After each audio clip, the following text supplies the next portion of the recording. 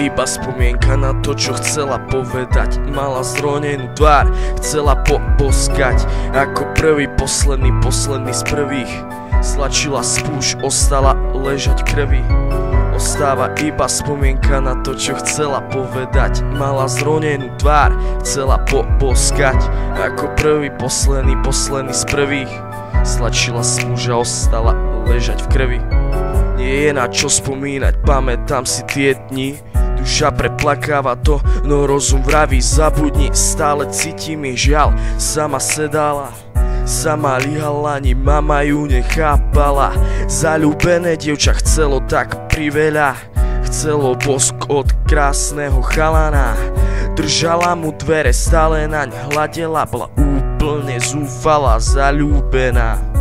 Ríšavé vlasy a brýle na pehatom nose, stroček na zuboch, nebolo to nič o kráse.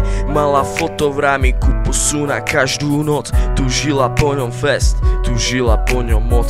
Každý vedel, že ho strašne chcela. Posmešky na každom nohu podkladali jej nohu. Bolo to kruté, nikto ju nebral, taká je. No teraz každého z nich rízie svedomie. Ostáva iba spomienka na to, čo chcela povedať. Mala zronenú tvár, chcela poboskať. Ako prvý, posledný z prvých. Stlačila spúšť, ostala ležať v krvi.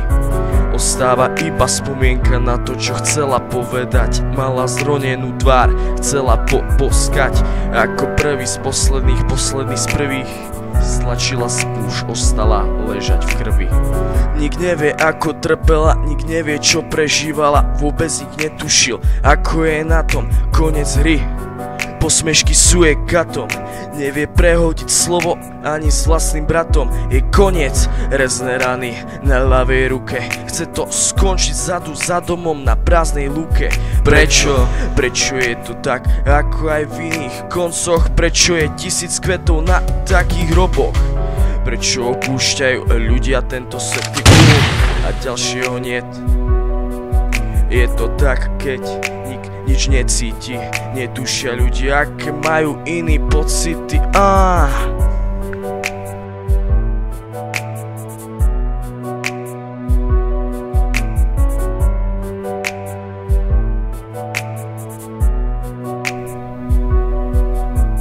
Nechápeš, čo potom, no ja ti to poviem.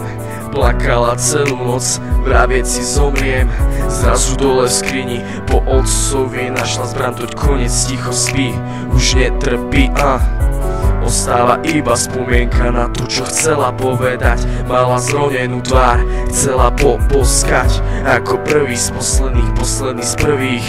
Stlačila spúšť, ostala ležať v krvi.